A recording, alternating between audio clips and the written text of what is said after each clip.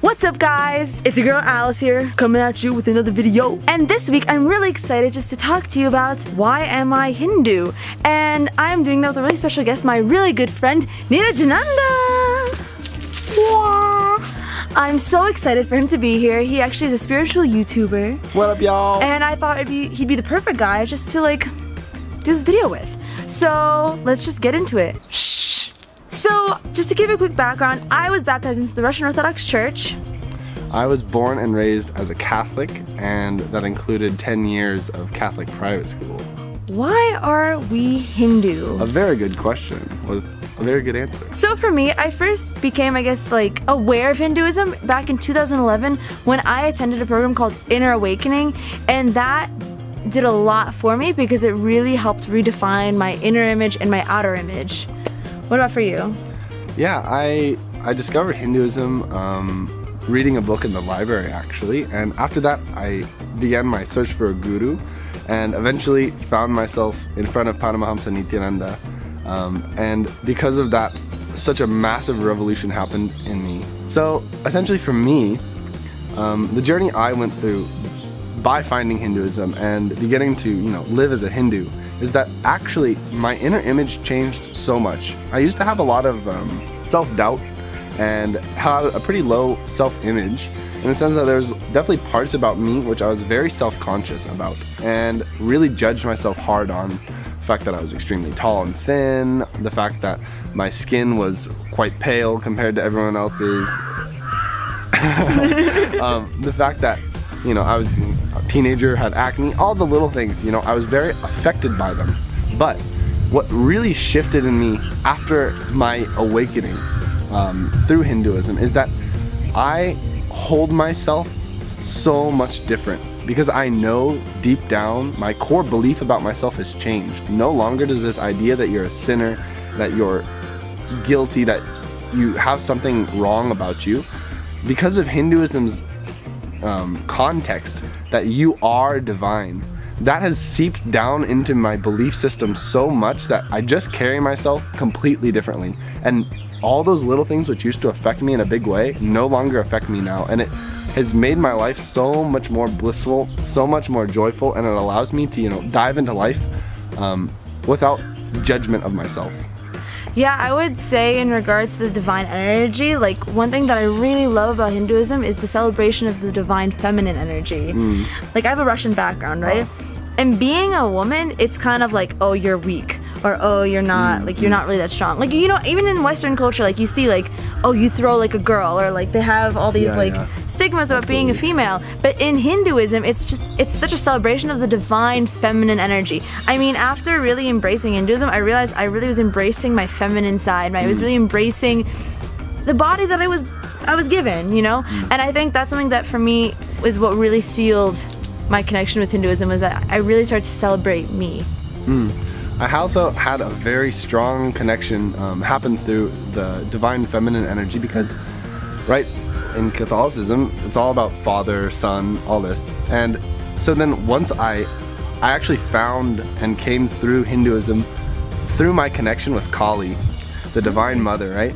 And my connection with her drove me into such a deep love, such a deep connection with the divine feminine, and that energy of mother is so healing, and it transforms even the perception of spirituality in you so much to understand that it's all it's like it connects all the dots and everything becomes whole when you realize that the divine feminine energy is integrated and a part of everything which is happening also.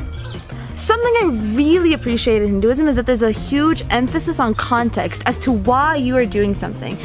Like for example, when you're doing puja, it gives it's like 10, 20 pages of explaining why you're using a bilva leaf rather than just some regular leaf, or why you're using sandalwood paste and whatever, it's like so much context is given. So 90% of everything is context in Hinduism, only 10% is actually action. And so such a big, as a seeker, I was always looking for that in the end, was context, why and how and what everything which is happening, the reality behind everything. And so from the clothes you wear to the worship you do to even the cognition you carry about yourself, you're given such extensive context that you as a Hindu, you as a seeker, are fully confident on what you're doing. That confidence really changes the way you even hold yourself and hold the place of religion in your life. Yeah. One of the most exciting things about Hinduism for me, which is that everything which we do is not some faith, it's not some belief which is not yet proven. This religion, Hinduism, is a science, actually. It's the science of enlightenment. It's the science of awakening your highest possibility. The Vedic tradition is a science. You know, when we were talking about context, right? Oh my god, there's so many birds. So awesome, actually. It really is awesome. There's an ant on me. On my foot. On my foot. Little ant on my finger. Anyway, so it's amazing that there's so much, along with context, it's like why we eat a certain way, because it's about our health, and it's about what we put in our body or how we treat our body will actually get us to be manifesting Shaktis and producing all these powers and actually reaching enlightenment. So, and also like our Guru Swamiji, he always is talking about the scientific side of it. For example, our third eye is connected to our pineal gland. When you awaken the Kundalini energy inside, it's actually opening up neural pathways in your brain, which is why your brain is becoming so active. So Hinduism actually is a science, and you're right, it's a proven science. They have produced how many enlightened masters? Exactly. Yeah, this lineage of enlightened masters is unbroken and goes back for thousands of years. And this science has been handed down that way until now, and it's still available. It's right here. We're living it. It's available, and it's ready for you to dive into also, if you're interested.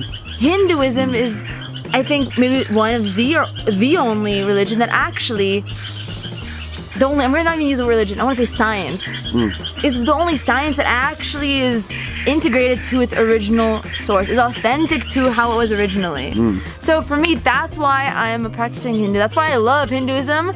So yeah. Literally living Hinduism is nothing but a massive celebration, and we just go on celebrating more and more and more and more every day, and it's such a beautiful way to live. So that's it for today's video. I hope you enjoyed. I hope you, I guess, were inspired and are now curious to learn more about Hinduism. I will definitely be talking about my spiritual journey more on my YouTube channel. Thank you again, Neerajanand, for coming on.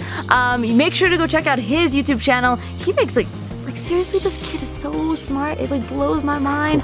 So I will link him down below. Make sure to subscribe. Make sure to like this video, comment on this video, subscribe to my channel, and yeah, thank you again so much. I love you all, and bye!